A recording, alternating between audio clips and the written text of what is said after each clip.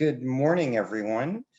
My name is Sean Hosein, and I'm here to welcome you to another exciting session held by GMSH.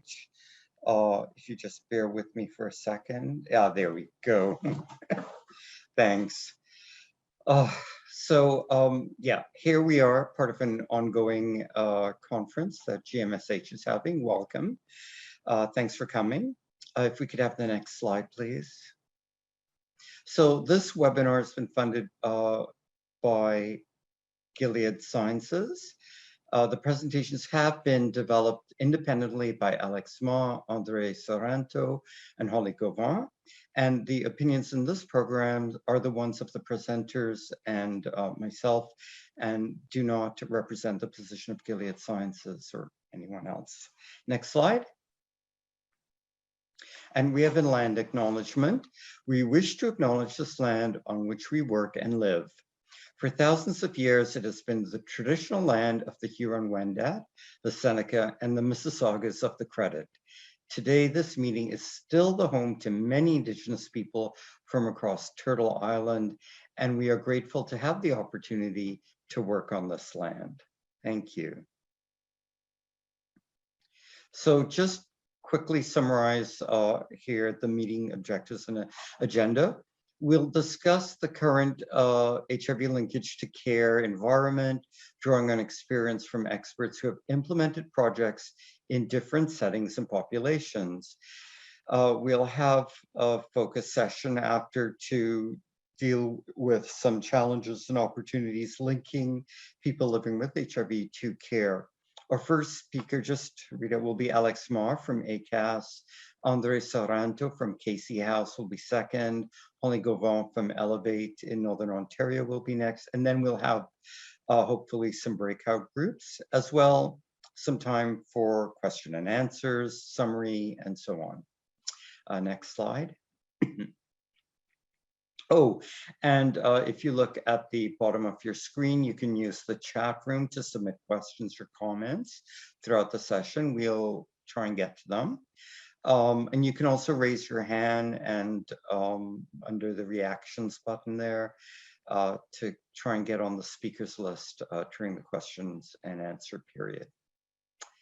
Okay, so a bit about the UNAIDS fast track targets. The fast track approach is an agenda for quickening the pace of implementation, focus, and change at the global, regional, country, provincial, district, and city levels to end AIDS as a public health issue by 2030. So we'll just go through the little steps here in the Cascade. So the first part is ensure that at least 95% of people with HIV know their status, their HIV status. The next step will be 95% of those improve access to treatment, who obviously know their status. The next step will be 95% of the last group, increase the proportion of people with HIV on ART who are virally suppressed. And then the last one is 95% of those have good health-related quality of life. So it's a great series of steps to great goals, and we're going to talk about some of those today. So our three wonderful speakers are Alex Ma, who's a support program coordinator at Acas here in Toronto. Andre Sorrento, who's the program manager for peers at Casey House, also in Toronto. Holly Gauvin is the executive director of Elevate NWO in Thunder Bay in Northwest Ontario. And our next slide.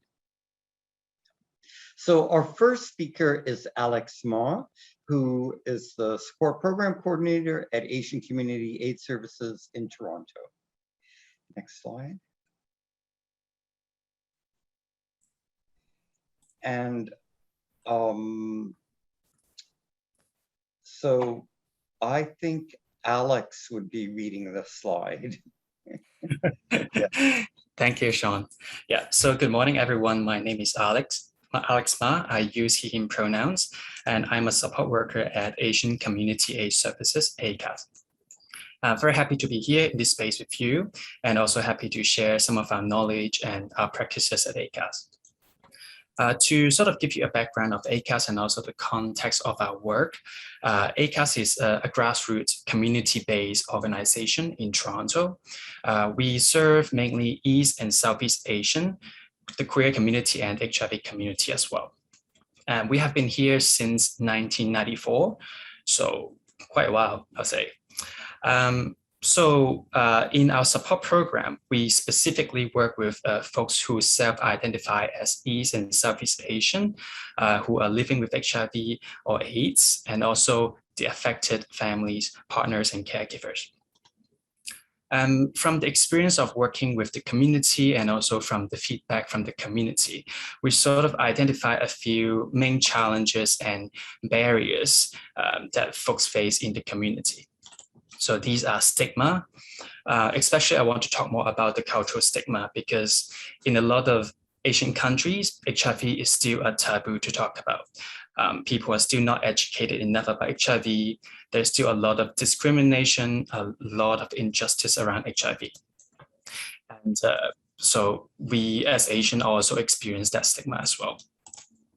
And we have cultural language barrier, as well as lower health literacy. We have quite a lot of clients or members who are refugee, new immigrants, international students, or just folks with precarious status. So a lot of times, they still are adjusting to that cultural difference in here once they move to Toronto or once they move to Canada. They still don't really know how to navigate the healthcare system, how to navigate the services here. And a lot of times the first language is not really English. So it makes it even more difficult for them to find information online. And we also experience a bit more aging population and older folks. Sometimes they don't have internet, sometimes they don't even have a phone. So it's difficult for them to get information online or by themselves on health or HIV related topics. Next up, we have cultural safety. So from the feedback of the community, sometimes we hear that folks experience discrimination or they don't feel seen at the surface. They feel ignored or not being treated fairly because of their race. So we see that a lot, and especially during the pandemic, there is a lot of anti-Asian racism happening in the society.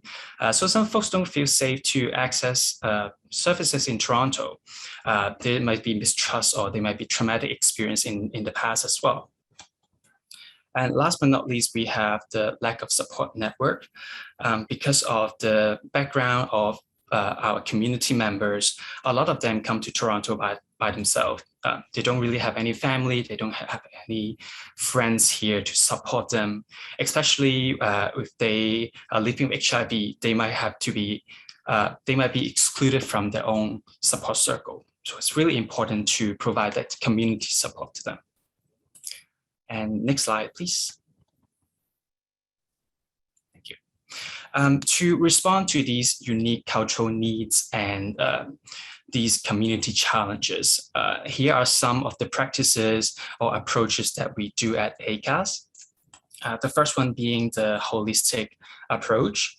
We try to humanize our interaction with our members, really listen to their needs, not just the HIV healthcare needs, but also other basic needs, important needs. For example, immigration, income security or food security, etc. And also to really examine their readiness to HIV care and treatment. And there needs to be a lot of cultural sensitivity when having that conversation, because every individual has their own different stigma or have their own different experience in the healthcare system or their experience with HIV. To give you one example, sometimes I know folks, especially newer members, they are a little bit hesitant to actually go to Asian healthcare providers, Asian doctors, or even engage with the Asian community in general, because there's still a lot of cultural stigma there. if they have the fear that if they talk to an Asian doctor, they might disclose the status to someone else. And, the Asian community sometimes is quite tight, and they might be exposed in the community, and they might lose everything they have here. So it's actually about listening and really trying to work around those cultural issues and reassure that about the confidentiality and try to provide a safer cultural space for them to talk about this, cultural concerns. And then we have the healthcare provider connection and communication. Right now we have a internal list of doctors who speak Asian languages, which is always great to help with language barrier. It makes it way easier for members to understand what they're talking about and to really take control of their own health. And we also trying to use a lot of peer to connect them to healthcare system. So we have peer navigators to help go to appointment with them. Support worker will also go to the appointment with them. And it's very important to have a little prep talk to sort of talk them through about the whole process before they actually go to the doctor. So they feel more safe, more comfortable, and also try to empower and encourage them to advocate for themselves. And especially for new members, we might need to ask the doctor to really explain clearly what the blood work report means to them. What are the numbers? The CD4, the viral load, what is that? And what number is good? What number is normal to them? So there's a lot of introduction of these health figures to them.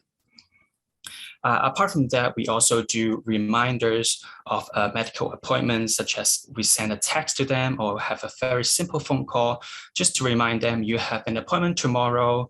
And during COVID-19, most of the appointments are online or teleconferences. So it's very helpful to have that reminder to sort of engage them in the care.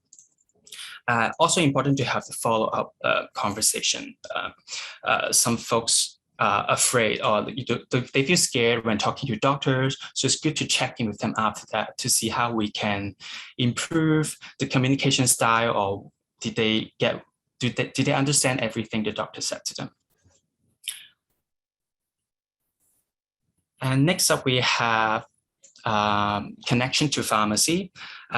This is also very helpful. And it's good that we find quite a lot of pharmacy here that speaks Asian languages, Korean, Cantonese, Mandarin. It really helps members to actually take care of their own health or to know what medication they're taking. And what we will do is sometimes we will also help them write down some instruction in Asian languages on the pill bottles, or even tell them to take a picture of the medication they're currently taking, or write down the names on the paper. So next time if they're asked about the medication, they actually know where to get it. They don't need to reach out to us to get that information. So there's a lot of strength-based and empowerment in terms of the practice. And next up, we have peer work.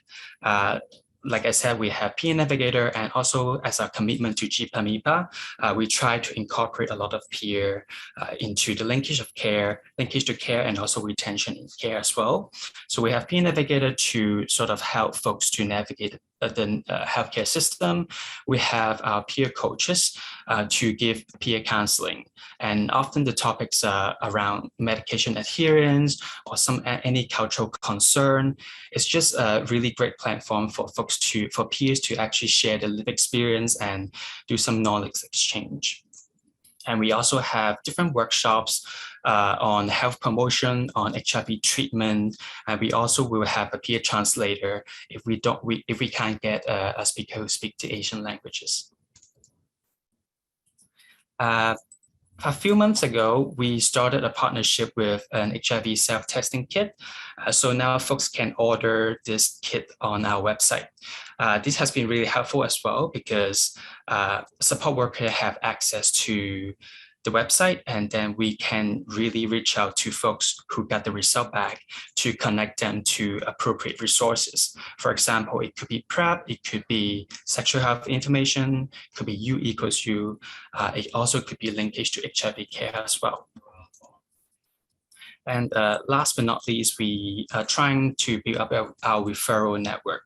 Once in a while, we will reach out to different testing sites, HIV clinics at hospital, and other ASOs for client referral, because we feel like it would be really great for folks to know that we exist so that they can refer appropriate clients or community members to us.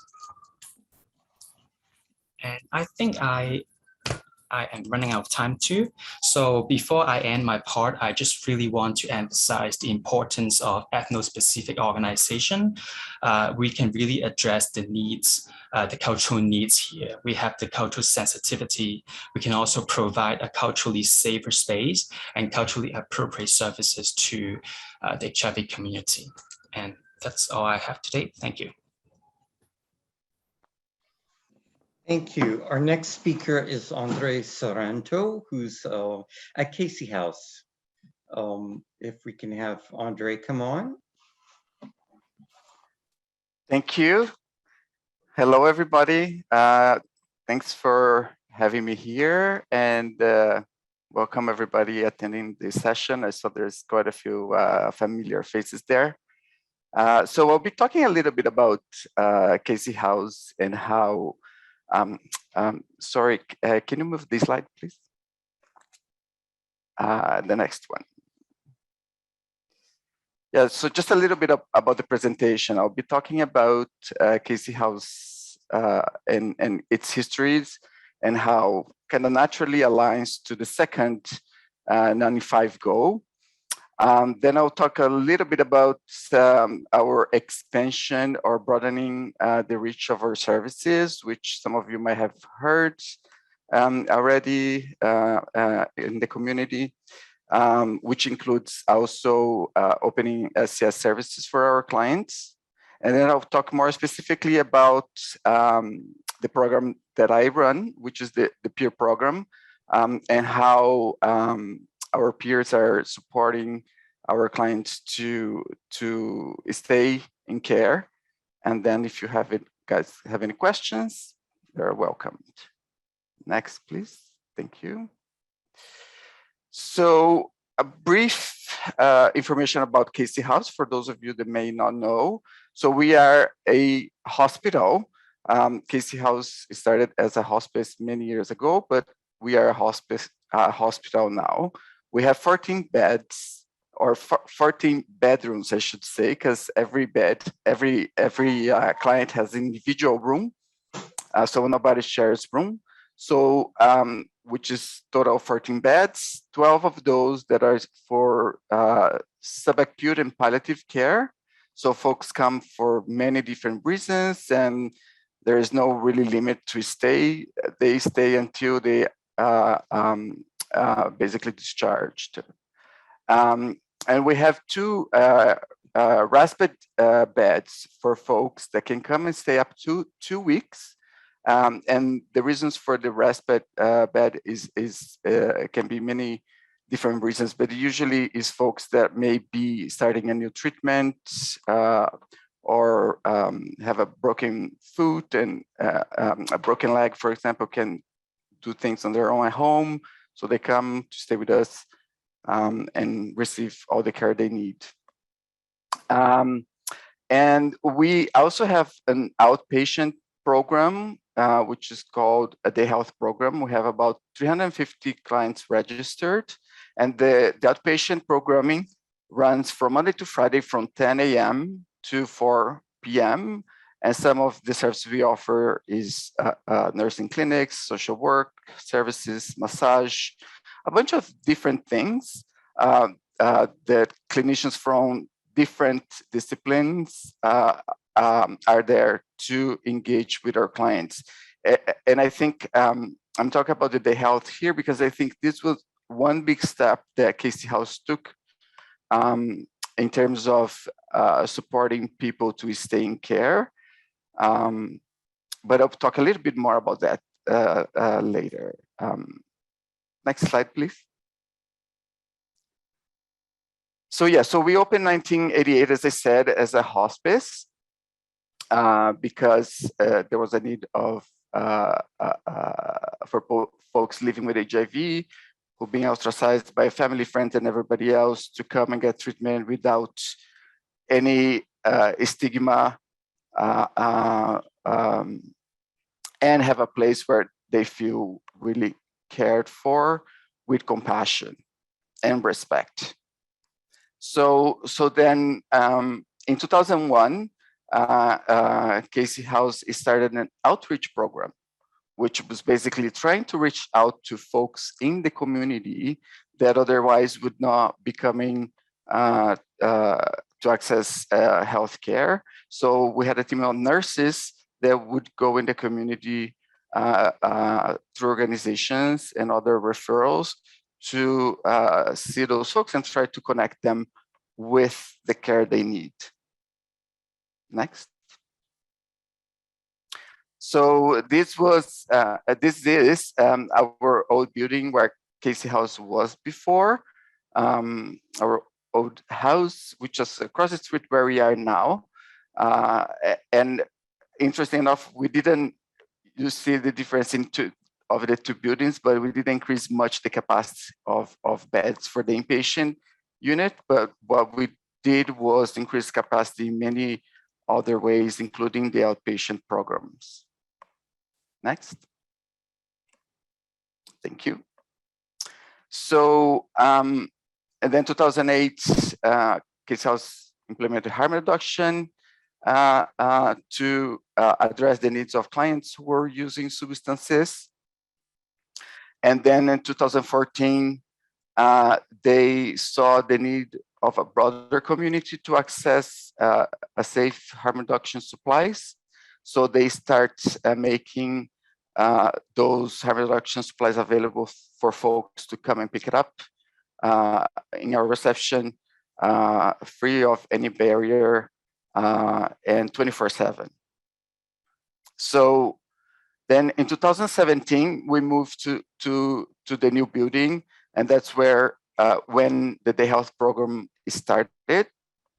And the idea of the Day Health program was to have one-stop shop or one-stop where folks can come for treatment, can be linked to different areas where they can have a wraparound services around their health, going a little bit beyond HIV, but also trying to address some of the other health complications that come for folks living with HIV, including pain management, for example.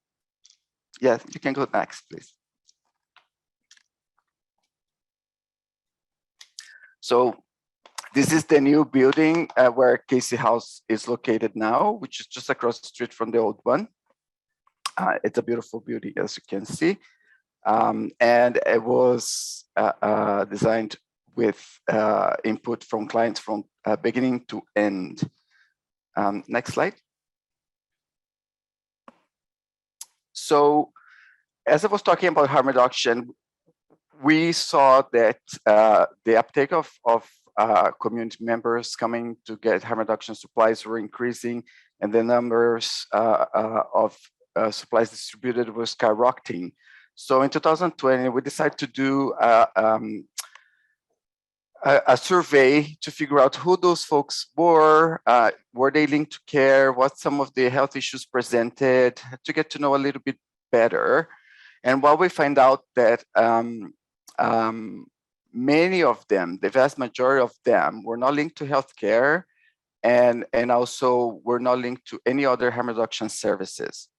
So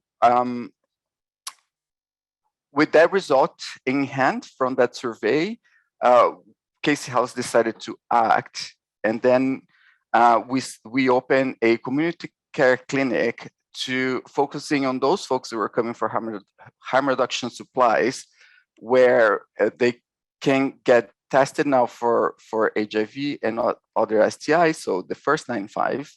And then if they're test positive, then we'll be referred to a bunch of services within Cascade House and beyond, being linked to doctors, all of that. Which it's linked to the second 95. And then we also are opening supervised consumption services for our clients on the patient unit, because fear of having them using when nobody knows about it and having overdose. So now we offer that service to our clients, and we will soon offer that to our day health program clients as well. Next. Now, the role of the peer programming, more specifically, linking or retaining folks to care, because our clients, they are actually linked to care already. But one of the reasons the peer program now existed, it is because we did a study and few years back and realized that many patients, after they leave our inpatient unit, the hospital, they will soon would come back because they would not follow through appointments, they would not pick up their medication, and some of the other health issues were not being addressed. So there's a lot of folks coming back after a while to the hospital because their health declined. So through the day health program was one way to keep them connected to Cascade House and keep their health in check. And then the peer program came to actually complement that and support them towards staying connected to care and health. Next. So we'll see that the goals of the peer program are very well linked to the second 95, which supporting our clients going to medical appointments, and then support them with medication adherence and reducing social isolation, which is one of the big issues for many of our clients. Next, please. So our approach. So as our previous presenter, we also have a holistic approach to care. We believe that, for the client to be healthy or have good health outcomes, we as an organization not only focus on the HIV, but try to focus in other areas as well. So we try to make long-lasting connections to folks, because even after we feel that they were being successful in accessing their care, we feel that it's important to keep that connection. So we support also our multidisciplinary clinicians from the day health program. A lot of folks that we see have mobility issues, for example, so they come for physiotherapy and exercise, and then sometimes peers would support them in continue exercising, moving around, going to their places, or sometimes doing groceries for them because otherwise they could not carry bags, things like that. And then also we support them. Some of our clients, when they come to us, not a lot of them, but many of them, sometimes HIV diagnosis is very new for them. They're not connected to services at all. So when they come to us, our social workers will support them, connecting them to social assistance if it's the case. Some of our clients, they don't have immigration status, which is not a barrier for them to come and access services with us, but then we will work with them to trying to get the process, the immigration process going. We support them around housing if they are in the, about to lose their housing for whatever reason, or if they don't have a place to go after being discharged. We work with them to trying to find a place where they can actually be home after leaving us, and a lot of mental health support, and we, a lot of our peers support our clients as well, finding jobs if that's their goal. As I mentioned before, we take our clients to medical appointments and other appointments in the community. There's a lot of emotional support, so our peers are there to listen to our clients, to talk about whatever issues they might be presenting that they want to talk about. We do a lot of advocacy as well with the clients, and education around HIV treatment, you know, the resources available in the community, and some other stuff as well. Next, please. So, and now since 2020, you know, CATIE House has been working with our clients on harm reduction, but now we're focusing a little bit more since 2020 because, as I mentioned, we realized that folks that are using drugs are a population that historically have challenges accessing healthcare, not have many good experiences when they try to access.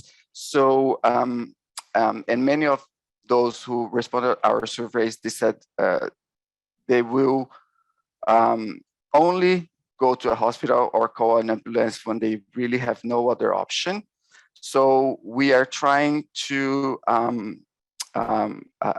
address some of those challenges and trying to make CATIE House more welcoming for those folks, trying to build a relationship with them and build trust around a healthcare provider.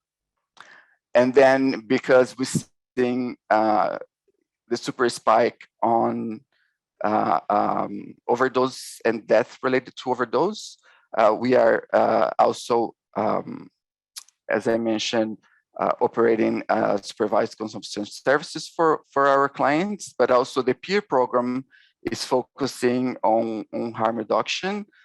So we got a funding from the city of Toronto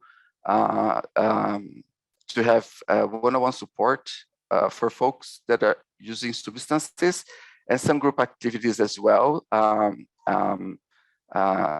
to support them around their substance use and not let that interfere with their care or treatment that they're having.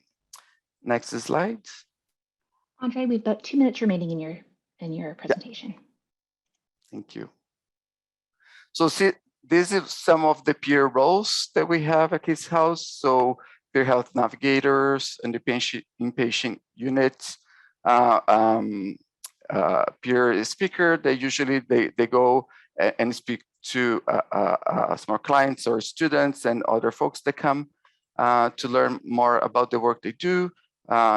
Support for the health program clients. Yeah. Next. So this is some of the stats that I won't go through because we have a very limited time, but I'm happy to talk about in more detail some of how we spend our time supporting our clients. Next. And just some real example of the kind of work that we do.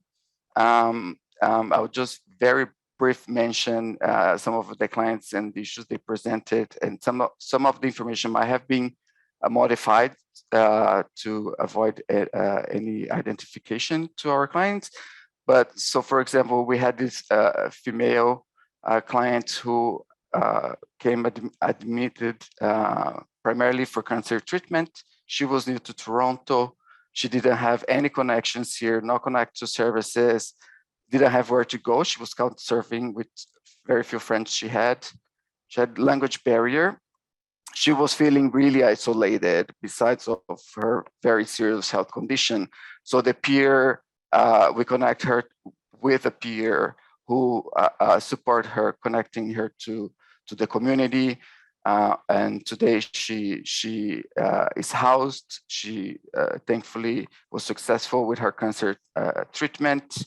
But the peer sometimes would even take her to places where she would be able to eat her the food that she was used to, and very small things like this, but lots of talk and conversation as well, and encouragement. Going with her to all her appointments so she wouldn't be feeling alone, and also trying to help her to understand, make sense of everything. And then another example, I'll just give one more because of the time. But for example, we had this middle-aged man who has history of alcohol misuse. He has mobility issues, so he's feeling really isolated. He has even a hard time leaving his place to do groceries. He wasn't doing his laundry, for example. His house is not being cleaned.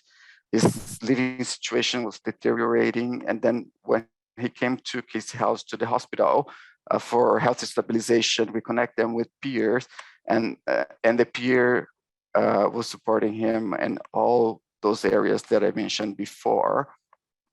And this kind of interesting that he has, he suffers from depression and anxiety, and his ways all the time before connecting to us to get sometimes even connect to other people, because it was really isolated. So he would call the ambulance and go to the hospital because he knew he was cared for in the hospital, because he would have access to things that he was not having at home.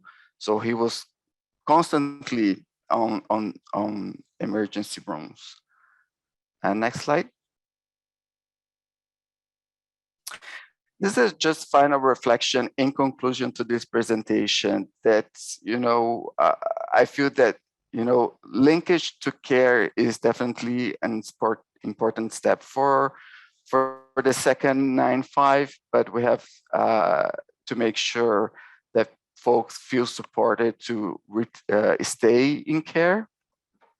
And I think part of that is supporting them to keep engaged with healthcare providers, and also supporting them to feel that they are receiving a good care from their healthcare providers, and that hopefully that will bring some good health outcomes and improve their quality of life.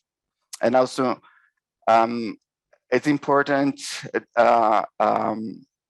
those factors that I just mentioned, I think is important to encourage folks to stay in care.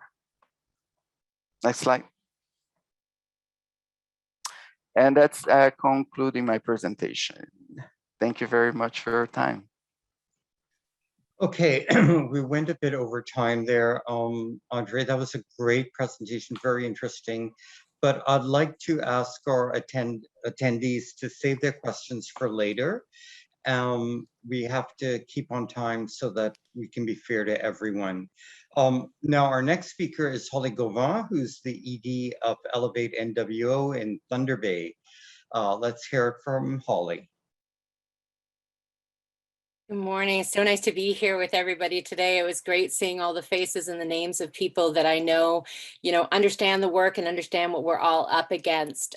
Much like Alex and Andre, there's probably not a lot that's super different in terms of challenges and opportunities in that, but our context is just slightly different. So to give you a little bit of the landscape, I've been working in Thunder Bay for 25 years now in health and social services, and it's been a long, slow uphill battle all the way, like in many of your communities. Thunder Bay is known as a hotspot for all things that go wrong in the world. So we have some of the highest rates of HIV, some of the highest rates of Hep C, some of the highest rates of overdose. We're known as the most racist city in Canada, and we've actually been highlighted as a hotspot by the federal government for racism. We've also been the murder capital of Canada for a number of years, off and on for a number of years. So quite a lot of violence in our communities. So that's the landscape that we're working in right now. And it poses a lot of challenges. Despite that, I love this place. I can't imagine living anywhere else, and I can't imagine working anywhere else, but in the trenches, fighting the good fight. So really excited to be here with you today. So if we could have the first slide.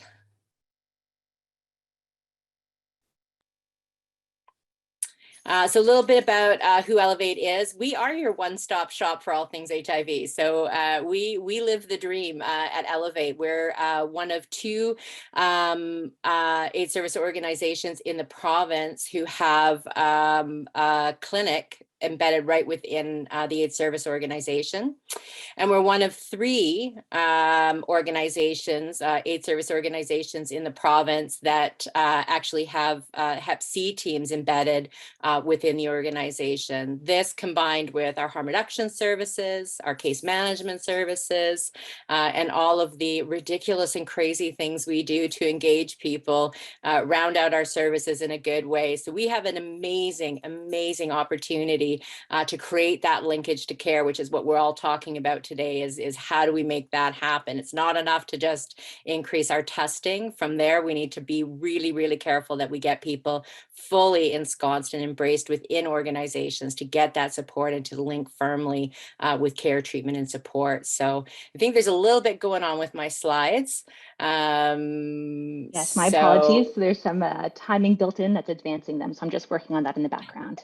Okay, so you know what, I'm just going to wing it. I'm just going to wing it. Folks on this call are familiar with my presentations, and that's kind of how they roll anyways. So I'll tell you a little story. This summer and last summer, we recognized that there was a need because of COVID, a need to connect socially with people. Not just to talk about treatment, care, and support, not just to talk about harm reduction, testing, and all those things, but just to connect as people, because people were really housebound and really, really isolated. And so we couldn't figure out how to do that except to take it outdoors. And so we literally put our office outside of our office building, and in our parking lot, we created an utter gong show of services. It was kind of the wild, wild west. So we had a multidisciplinary team combined with nurses and our elder. Our peers were there, who we call community support workers.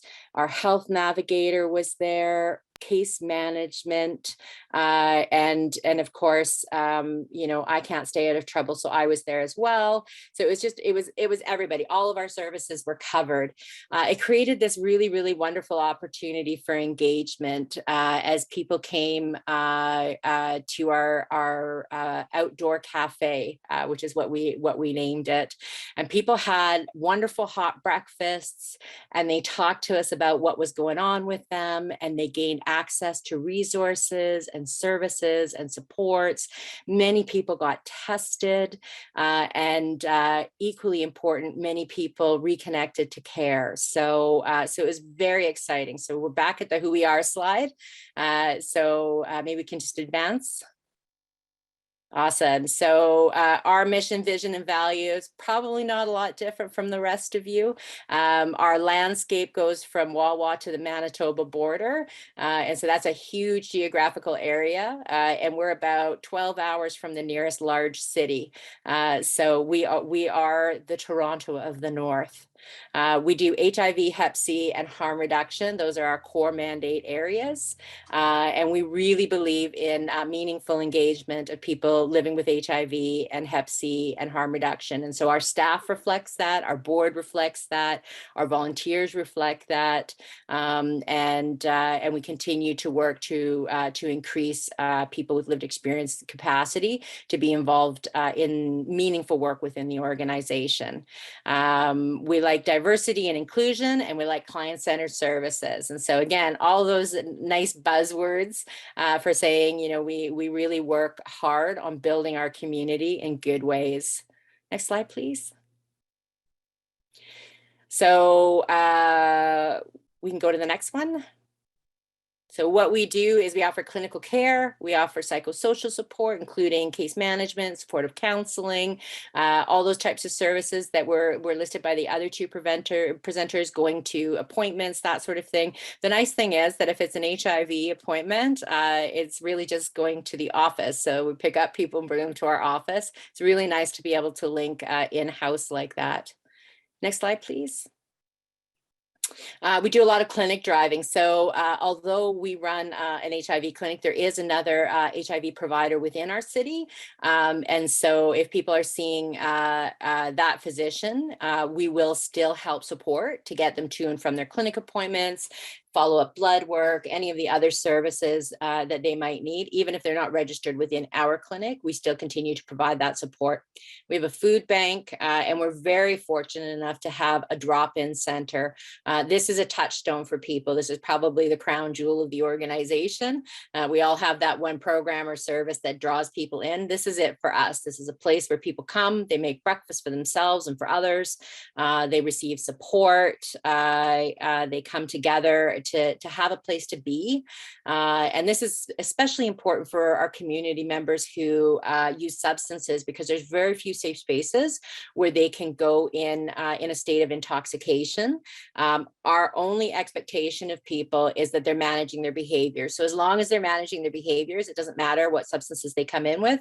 And we would actually prefer that they be in with us when they're using substances, so that that we can continue to watch and monitor. We've intervened on a number of overdoses in our center and around our center. So we're quite happy when somebody has used, that they come and they spend their time with us in our drop-in center where they can get services. Next slide, please. We do a ton of outreach and engagement. It looks a little bit different in every community. So in the summertime, obviously a lot more street-based. In the wintertime, we tend to move more indoors where people are. We set up shop at everything from the supervised consumption sites to prisons to soup kitchens, just where people are gathering so that we can still continue to connect and serve. Next slide, please.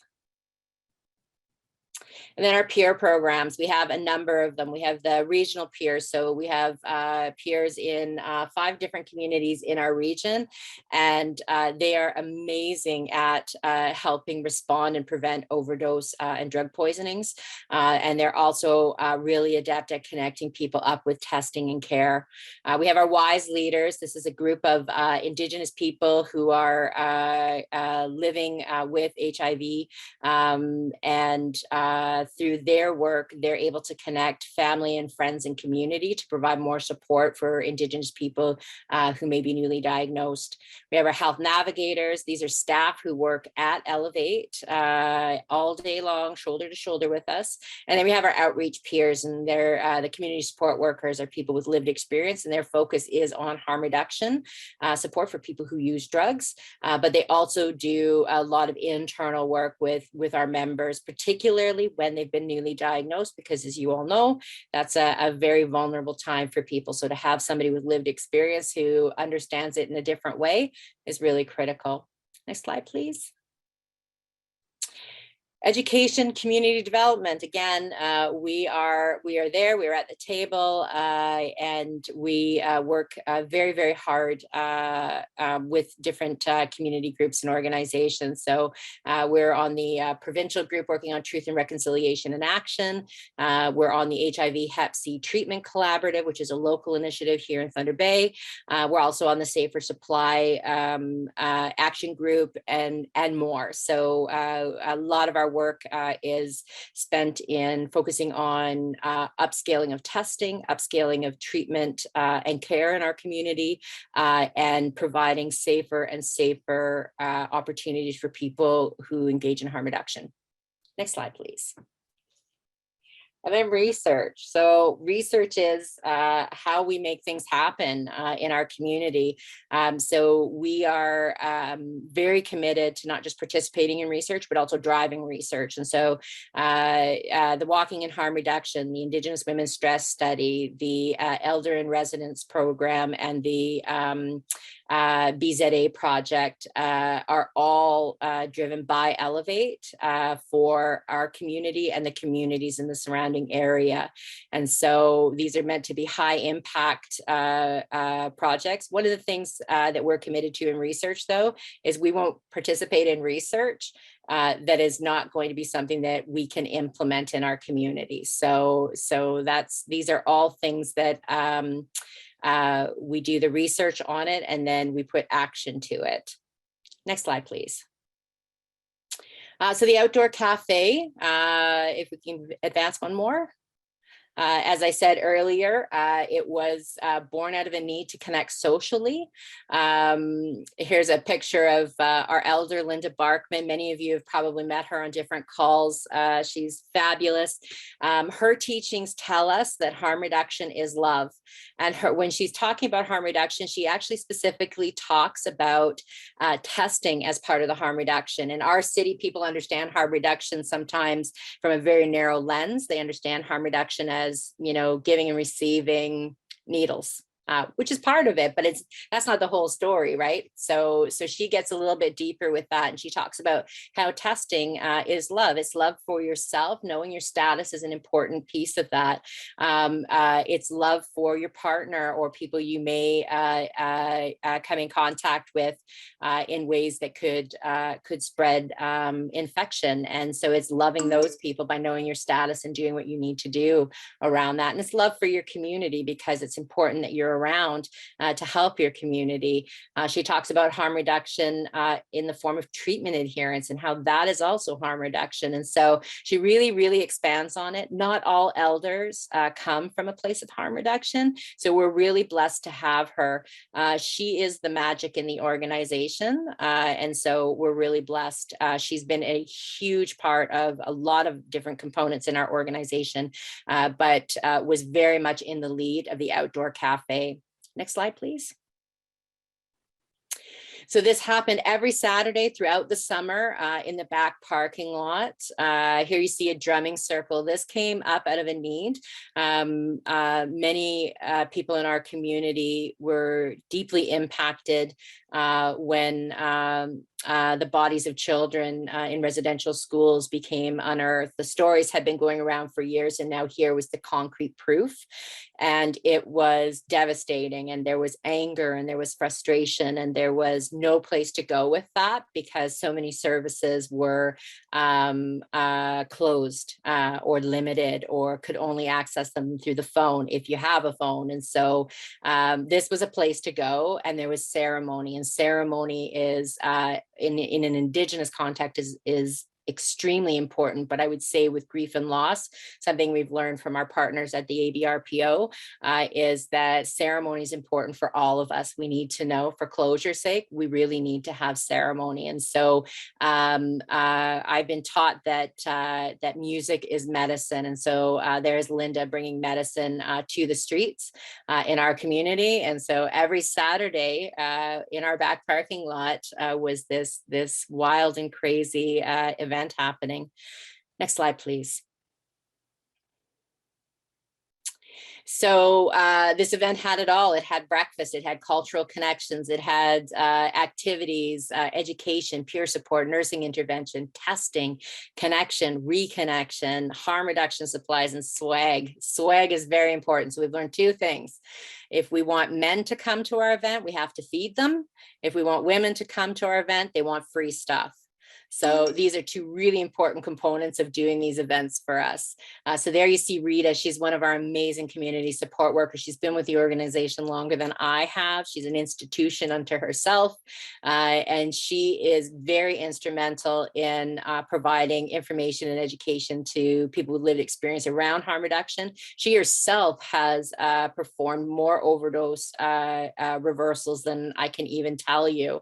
But she's acts as a really great liaison in the community. And so we're so happy to have her. So here she is giving some instructions on using naloxone. Next slide, please. Hi, Holly. We have about 1 minute remaining in your presentation. Okay, I'll wrap it up.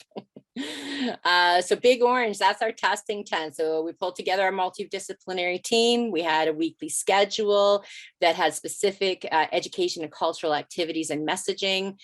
We created talking sheets that were distributed to all of our teams so that we were all on the same page and we knew what it was that we were promoting each week.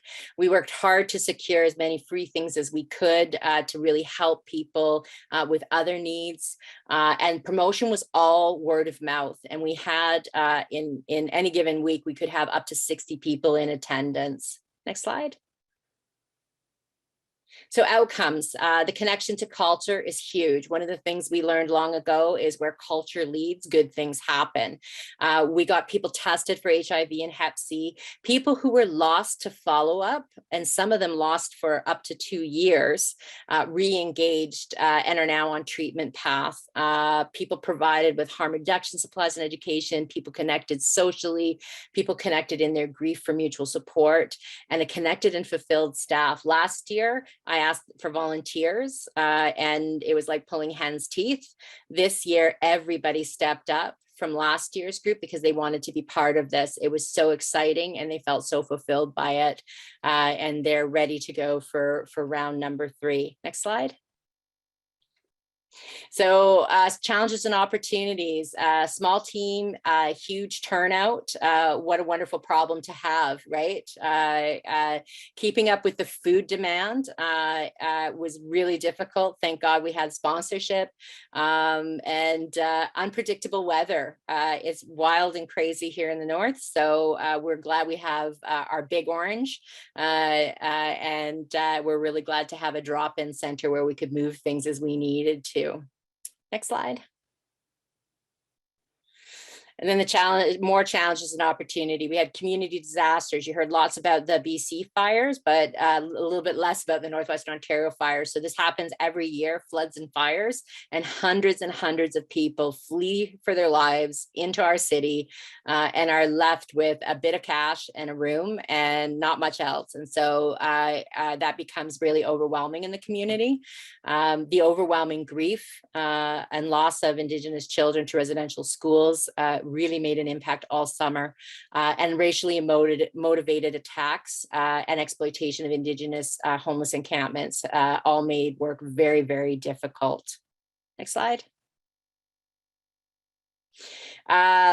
But all of that creates the opportunity. So we're all ready for 2022. We're already in the planning phases for our cafe. The encampments that I just talked about were brought into a hotel where we're helping them 7 days a week, keeping them housed in the hotel while we sort out housing and so forth. We want to keep the good times rolling. And so in partnership with OHAS, we're opening up a warming center on Monday where we're going to do pretty much everything that we did this summer, but indoors. And everything ties back to getting people connected with testing and linking to care and supporting them on their journey. We just really, really do enjoy having a lot of fun while we do it. And so, yeah, that's my presentation. I'm so glad I could share a little bit of what's going on in the North with you. Thank you. Great. Thank you very much, Holly. That was comprehensive. And so I'd like to thank all our speakers. And just to let you audience members know, you're going to be automatically moved to a breakout room. You don't have to do anything. I don't know how many breakout rooms we're going to have. Andrea, perhaps you can tell us. And we have a new message. We're gonna have 4 breakout rooms, and there is a document in the chat that you can double click on to open as reference when you're in those workshops. Yes, I'm just going to open it and see if I can share my screen with people. Share screen. Oh, I cannot participate in sharing screens. Oh, great. Somebody's done it. Andrea, you're sharing the questions. I can see them. So we are moving to breakout rooms. So Andrea, can you tell me how many breakout rooms we have now? Absolutely. We have 4 breakout rooms. Wow. And yeah, once we have the green light, we will open breakout rooms. You don't have to click anything. You just have to sit back and you'll be transported into your breakout room. Oh, that's wonderful. So everybody just stay where you are and you'll be automatically transported to the breakout rooms. And I'm just going to read the questions here. These are to start thinking, to incite thinking, and along the lines we'd like you to go. So like, what are some of the HIV linkage to care challenges you are facing in your group, your community? How is each challenge impacting HIV linkage to care? And what would you do, you as a person, as an individual? I mean, I think this is a really important question here. We would all like more money for services, but that's not forthcoming right now. So what would you as an individual do in your capacity, wherever you are, to try and address maybe one or more of these challenges, whatever you're able to do? And how might you implement the good practices we've heard today, or we might hear even more in your community, in your group, and so on. So those are some of the questions I'd like us to focus on. We'll have about probably less than 50 minutes because I think these are pretty straightforward. And then we can go to reporting back to the groups and having any questions there. We heard very comprehensive presentations from our 3 speakers today on especially the peer navigation and peer activities that are happening in each of the different agencies and all the wonderful things that we're doing. So Andrea, is everyone in there? We will do that now. We will open the breakout rooms and you can get started. Thank you. Okay, I think we're back here out of our exciting breakout groups. I really enjoyed mine. I had some great people and I'm sure the other groups did as well. So I think I'm just looking at the time. We don't have much time left. So I think we have to summarize our key findings in the group. So I heard, I'll just be brief. I'll just try to be a minute, and then maybe somebody from the other groups can also summarize. But please be brief, just 1 minute. We don't have a lot of time, so 3 bullet points. That's it, because I think we need time for discussion and questions. So I just want to say that people are finding it hard. There are a lot of challenges because of COVID. Don't need to spell those out. You all know them. There's some Zoom fatigue and so on. But I would just want to tell you a couple interesting things. I had a lot of Francophone people in my group, and they talked about the impact of Alex Ma's presentation from Acas, where Alex talked about, hooking people up to doctors, pharmacies, where they could talk to people in language that was accessible to them, and whatever that language was. And here, we had people from the Francophone community in my group talking about they really felt an affinity with that because they do that work all the time and it's a struggle. So one of the issues that came up in my group was burnout of staff and volunteers due to COVID. COVID causes a lot of anxiety. People are afraid to go to hospitals to help with services because there are outbreaks there. And so we saw a need for a focus on mental health to keep staff and volunteers healthy and well so that they can serve the community. And also we are aware in our group that more money isn't forthcoming. However, they're not giving up on activism and they're willing to keep struggling with the government to get money for continued services because the need is growing. So that's my summary of my session. I'd like to hear summaries from the other people in the other working groups, in the other breakout groups. Please, just a minute. Okay, I'll jump. So interesting conversation in our group because instead of talking about linkage to care, we talk about even the first 9.5, which is HIV testing, which has been a very challenging situation for many folks because some of the regions, they had their public health unit closed, or the nurses were transferred to deployed to treat COVID patients, so they didn't have resources to do testing. And then in Durham, the city passed some restrictions to gathering, which Adrian was mentioning that they cannot do any of the wonderful things that Holly can do in Thunder Bay because people cannot get together, which means, and folks that use substances, they can only supposed to be using only in private spaces. So it became really hard to reach a population who already faced lots of barriers, like accessing services. Similar. So we're running out, Andre, sorry, we're running out of time, but you've raised some good points there. What were some of the solutions that people came up with? So Randy, for example, mentioned they have a doctor that is not HIV specialist, but knows a lot about it, is member of the community, and has been seeing some HIV folks and caring for them because otherwise, apparently, specialists are only available in Toronto from if you live in Barrie.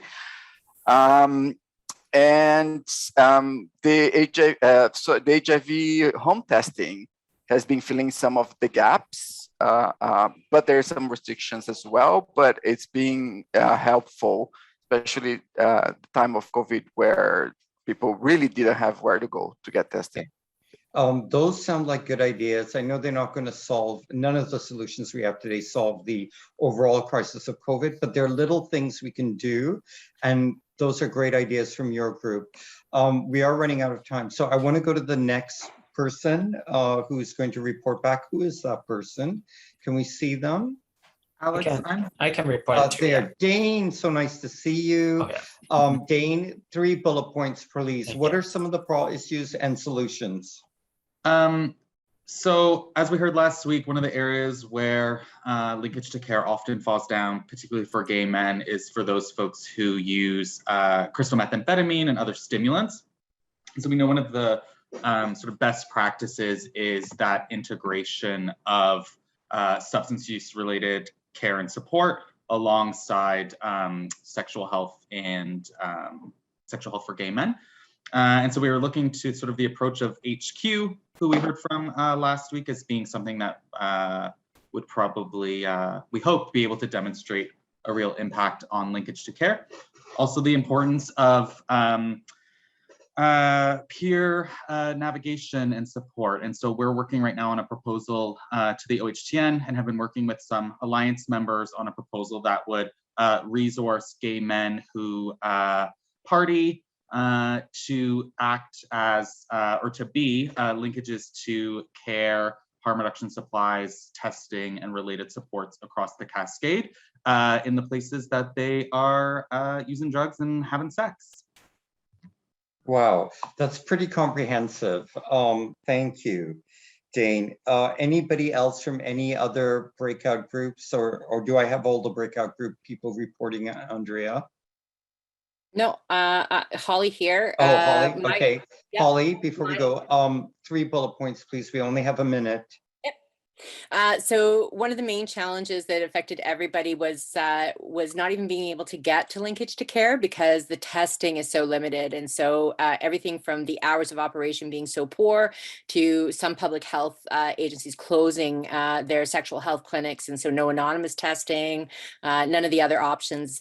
Lots of really good conversation about the self-testing initiatives and how they do feel a need, but they're not for everyone. So it's both a barrier and a blessing.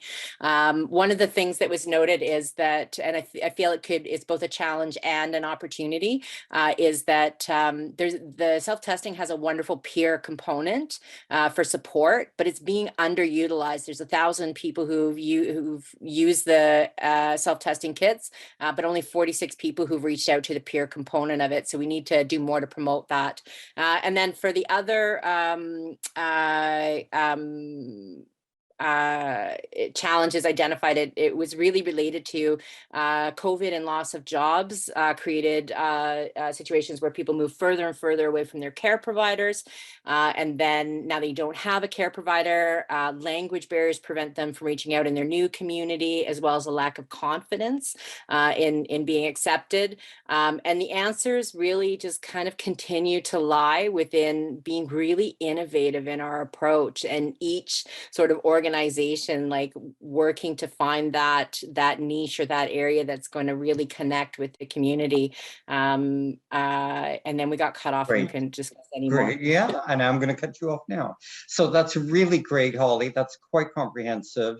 Andrea and the tech support people in the background, if you can keep us going, I'm just going to go over time by maybe a minute or two. So please bear with me, and I hope this isn't shut down. So first of all, I'd like to thank everybody for coming and participating today. Just being here, having you was great. I'd like to thank our three main speakers, Alex and Holly and Andre Sorrento. So I just want to say we heard what's happening. We heard about barriers. We heard about how some of our organizations have adapted. And, you know, we've also heard, you know, great things from up north with Holly there. And one of the comments that came from one of the breakout groups was really interesting, where, you know, Andre reported back that Adrian said, you know, Thunder Bay is able to do certain things, but in our municipality, we have crowd controls and restrictions, and we aren't able to have these kind of gatherings. So we have to adapt. It's actually worse than that. The city's passed a bylaw, and the region have passed bylaws that even on needle exchange vans, mobile services, Salvation Army, none of us are allowed to do services on public roads. Yeah. So it's, thanks for filling in there. It is quite bad. I think the other problem that we all face is, you know, this pandemic comes in waves, and we think when it's reaching the low part, the trough, we think, oh, maybe it's going to go away and we can get back to what we're doing. And then we're hit with a surprise. And so I think it's hard for everybody to cope. I think, you know, I heard about Zoom fatigue, unemployment issues, and so on. But I'm also hearing some great ideas. You know, Dane's group talked about, well, we're trying to work with the OHTN and so on. Many people here have talked about the wonderful way that they use peer navigators and so on. And you know, in my group, they talked about mental health and how it's important in a time of COVID to look after your health, and mental health in particular, and to try and get help for that, because COVID, while it's diminished, and that's wonderful, isn't going to go away tomorrow. It will go away at some point, I hope in the next 12 months, but I'm not sure when. So, we heard lots of great ideas. There's so much here. Thank you for participating. So I'd like to thank GMSH for having this. This is a great session. I'd like to thank our presenters for telling us about their agencies and what they're doing. I'd like to thank the people in the breakout groups and the rapporteurs who reported back about what's happening. We're all learning, and we're all going to try and move forward. So thank you very much. Thanks for your lovely comments. People were so helpful, and I've gone over time, and Devin's about to slap my wrist, but we went over time because it was a really interesting topic, and people had lots of good things to say. So thanks for sharing, everyone. And again, thanks for Gilead and GMSH. And I hope that GMSH continues to do this wonderful work and bring us together. Good luck, everyone. Stay safe. And thank you very much.